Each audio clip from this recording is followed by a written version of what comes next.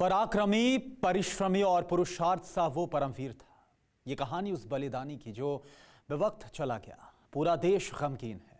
General Bipin Rawat को श्रद्धांजलि दी जा रही है। जांबाज जनरल की वीरता को याद किया जा रहा है। प्रधानमंत्री नरेंद्र मोदी ने वीर योद्धा को पालम एयरपोर्ट पर श्रद्धांजलि दी। कल बरार स्क्वायर में जनरल रावत का अंतिम संस्कार किया जाएगा। जनरल रावत ने देश सेवा के सपने के साथ सेना को ज्वाइन किया था। सेना में रहकर 43 सालों में शौर्य और साहस की अमिट गाथाएं अपने हाथों से लिखी। वो शान-ए हिंदुस्तान है, लेकिन उस जांबाज जनरल के कुछ सपने अधूरे रह गए। वो सपने देश से जुड़े हुए हैं, मां भारती से जुड़े हुए हैं। आज जांबाज जनरल के उन्हीं अधूरे सपनों की अनसुनी दास्तां आप देखिए।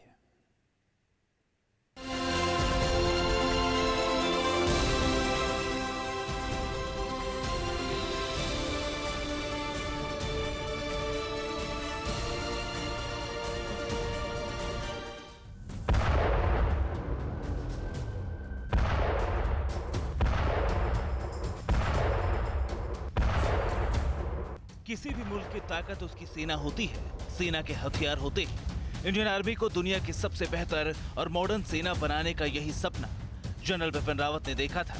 आर्मी के हथियारों को अपग्रेड करने के लिए स्ट्रेटेजिक पार्टनरशिप मॉडल पर बिपिन रावत की निगरानी में ही काम तक चल रहा था।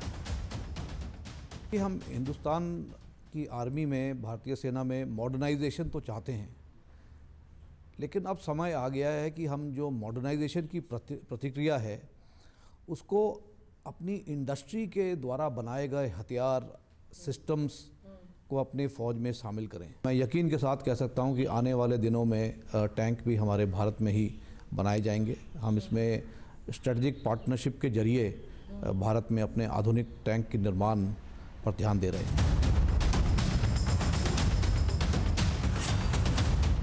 जांबाज जनरल की दिली ख्वाहिश थी कि भारतीय सेना के हथियार मुल्क में ही बने। मेक इन इंडिया इसमें मील का पत्थर साबित हो सकता है।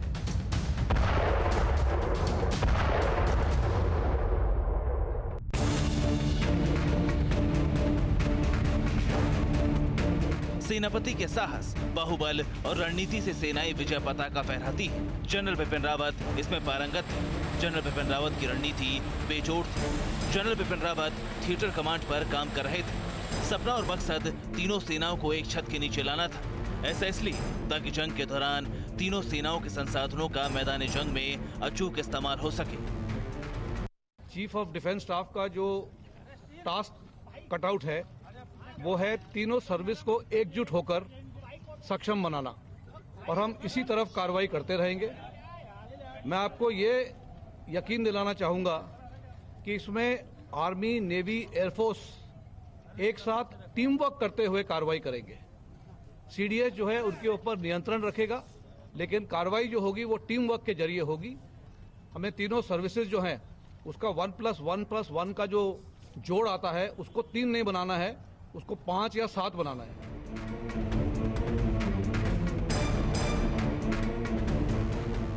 जनरल बिपिन रावत ने 1 जनवरी 2020 को देश के पहले चीफ ऑफ डिफेंस स्टाफ का पद संभाला था। पहले दिन से वो इस मिशन को अंजाम तक पहुंचाने में जुटे थे।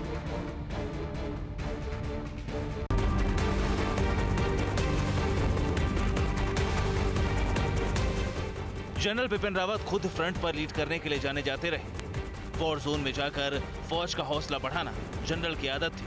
फ्रंट पर सेना को अजेय बनाने का सपना जांबाज जनरल ने देखा था।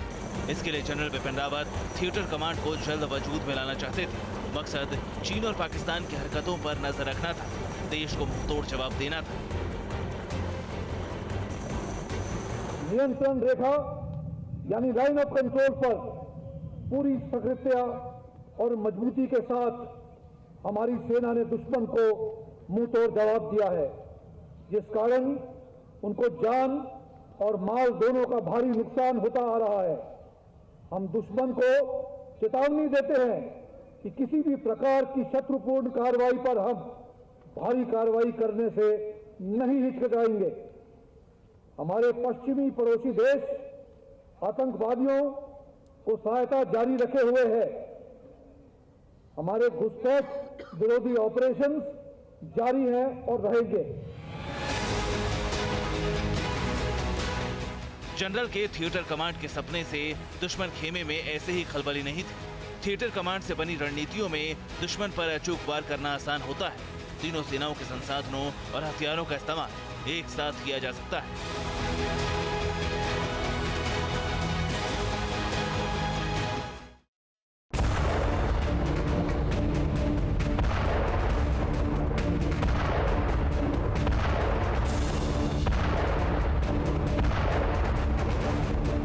जनरल बिपिन रावत जो ठान लेते थे उसे पूरा करके ही मानते थे। जाबाज जनरल ने साल 2022 तक थिएटर कमांड बनाने का लक्ष्य रखा था। सपना साकार होते ही भारतीय सेना अमेरिका, रूस और चीन जैसे मुल्कों की सेना से मजबूत हो जाती। लक्ष्य के लिए 4 थिएटर कमांड बनाने पर जनरल रावत काम कर रहे थे, जिनमें पश्चिमी थिएटर कमांड, पूर्वी थिएटर कमांड, उत्तरी थिएटर कमांड और दक्षिणी थिएटर कमांड बनाई जाएंगी। अमेरिका के पास अभी 11 थिएटर कमांड, इनमें से 6 पूरी दुनिया को कवर करते हैं। वहीं चीन के पास भी 5 थिएटर कमांड। देश में इस वक्त करीब 17 कमांड हैं, लेकिन तीनों सेनाओं को एक मंच पर लाने के लिए 4 अलग कमांड्स पर काम चल रहा है।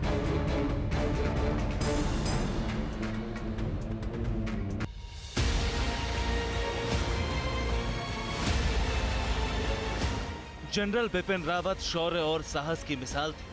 अशांत इलाकों में जाबाज योद्धा ने लंबे वक्त तक मोर्चा संभाला।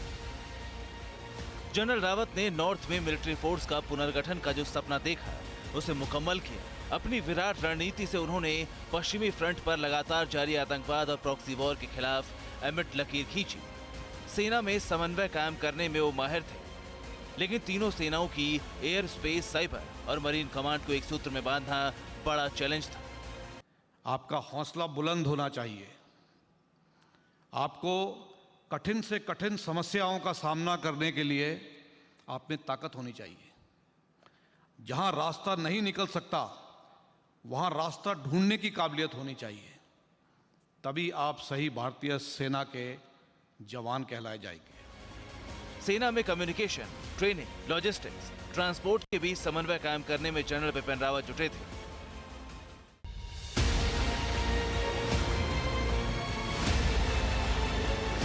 दुश्मन जिस जनरल की तहार से कांप उठे थे, जिस सेनापति की युद्ध नीति दुश्मनों के पसीने छुटाती थी, उस जाबाज योद्धा की सैन्य गलियारों में एक और अलग पहचान थी। सेना में उन्हें बीरा कहकर बुलाया जाता था। बीरा यानी Bipin Rawat. Nuclear command authority में सैन्य सलाहकार सेना के बीरा ही थे। इंडियन आर्मी के बीरा का अंदाज, उनके सपने क्यों पड़ोसी का हलक सुखाते थे, इसकी कहानी वो खुद सुनाते थे। हम लोग तैयार हैं। इन्फिल्ट्रेशन जैसे आपको बताया जा चुका है, ये जारी रहेगा। सरहद के उस पार जो आतंकवादी हैं वो तैयार बैठे हैं और हम भी उनके लिए इस तरफ तैयार बैठे हैं। वो इधर आएंगे, हम उन्हें रिसीव कर रहे हैं और रिसीव करके हम 2.5 फुट जमीन के नीचे उन्हें भेजते रहेंगे। दुश्मन को उसी की भाषा में जवाब देना जाबाज जनरल को आता था। उनकी ख्वाहिश यही थी कि दुश्मन कभी मां भारत के सीने पर अपने नापाक कदम ना रख सके।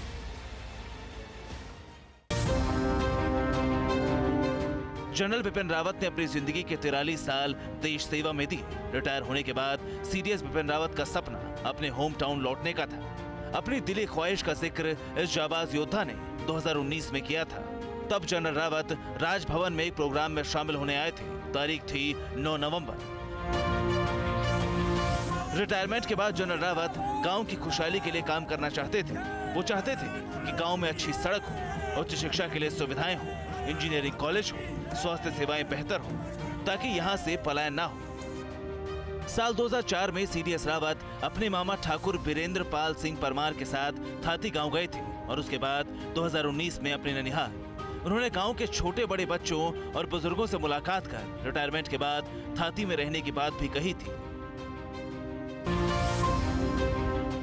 जनरल बिपिन रावत को देवभूमि उत्तराखंड से बहुत लगाव था। उनका बचपन उत्तराखंड की राजधानी देहरादून में बीता, इसीलिए वो रिटायरमेंट के बाद देहरादून में रहना चाहते थे। इसके लिए देहरादून में इसकी तैयारी भी शुरू कर चुके थे। वहां उनका घर बन रहा था।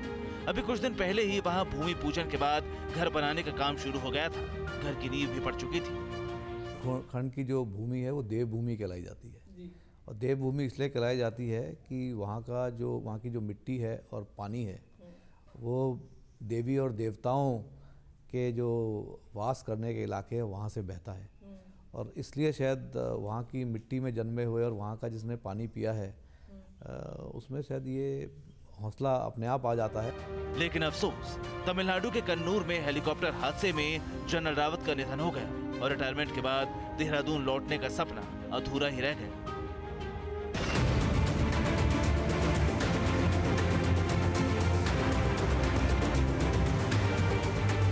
साल 1999 में पाकिस्तान ने भारत के खिलाफ करगिल में अघोषित जंग छेड़ी। जंग में पाकिस्तान को मुंह की खानी पड़ी। इसी दौरान थिएटर कमांड और सीडीएस पद के सुझाव को कई समितियों ने दिए। करीब 20 साल बाद 15 अगस्त 2019 को जब प्रधानमंत्री नरेंद्र मोदी ने चीफ ऑफ डिफेंस पद का ऐलान किया, तब जनरल बिपिन रावत 3 साल के लिए पहले सीडीएस बनाए गए। जिम्मेदारी और चुनौती बड़ी थी।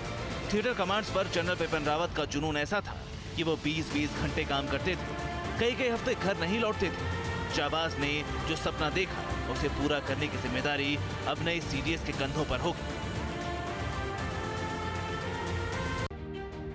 जिनके हौसले बुलंद होते हैं वो हर मुकाम हासिल कर लेते हैं। जनरल रावत ने देवभूमि उत्तराखंड के लिए बड़ा सपना देखा था। वो चाहते थे कि उत्तराखंड को टूरिस्ट प्लेस के तौर पर विकसित किया जाए। पिछले महीने जब वो गांव आए थे तब उन्होंने इस सपने का रोड मैप तक बनाया था।